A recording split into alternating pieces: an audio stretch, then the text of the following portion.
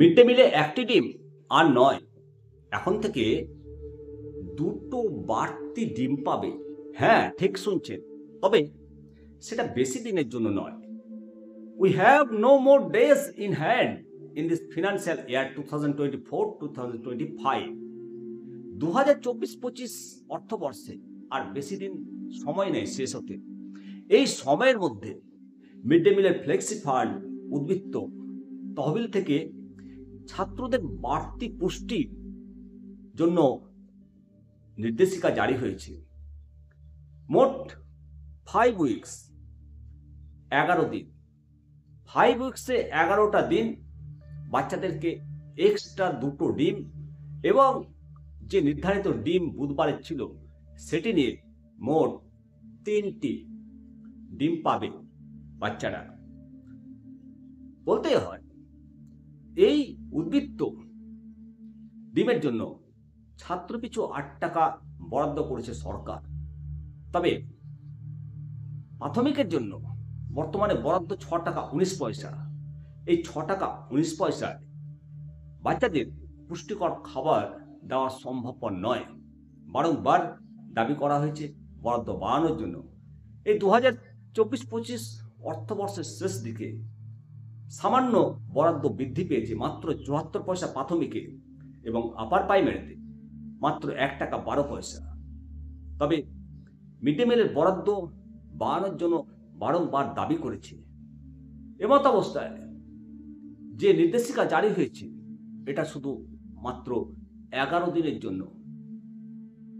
এই নির্দেশিকা যদি সারা বৎসরের জন্য জারি হতো তাহলে বাচ্চারা প্রতিদিন তারা সুষম নিউট্রিশন পেত। তবে যেটা করেছে এটা একটা বিশেষ সময়ের জন্য। বলতে হয় সারা বৎসর ধরে এই ধরনের পুষ্টিকর খাবার যোগান দেওয়া উচিত সরকারের, এবং সমস্ত বিদ্যালয়ের এই কার্যক্রমগুলো যাতে সঠিকভাবে চলে সেই জন্য সঠিক নজরদারির প্রয়োজন। সঠিকভাবে এই প্রকল্প চালানো উচিত।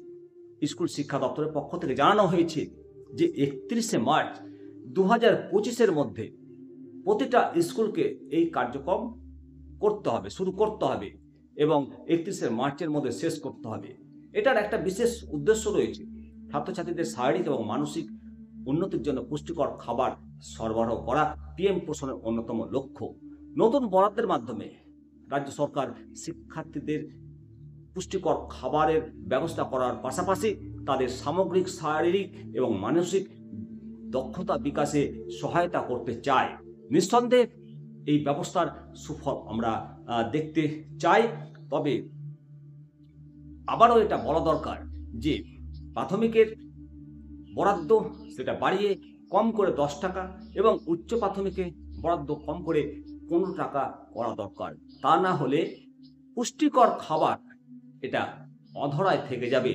বর্তমানে 2024-25 অর্থবর্ষে ফ্লেক্সি ফান্ড থেকে এই পরিকল্পনা বাস্তবায়িত করতে হবে এবং ফান্ডটি 7,562.53 লক্ষ টাকা বরাদ্দ করা হয়েছে।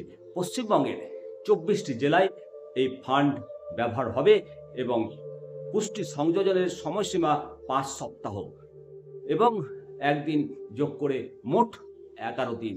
অবশ্যই সরকার এর জন্য ছাত্রদের মাথাপিছু 8 টাকা করে খরচ করবে এবং সপ্তাহে 2টো ডিম এক্সট্রা, যেটা সপ্তাহে ছিল একটা, মোট 3 দিন ডিম পাবে।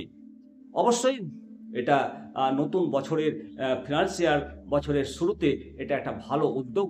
তবে এই উদ্যোগ আরও এই প্ল্যানটাকে দীর্ঘ সময় ধরে যদি চালাতে পারে সরকার, তাহলে এর থেকে বাচ্চাদের পক্ষে আর ভালো কিছু পাওনা হতে পারে না।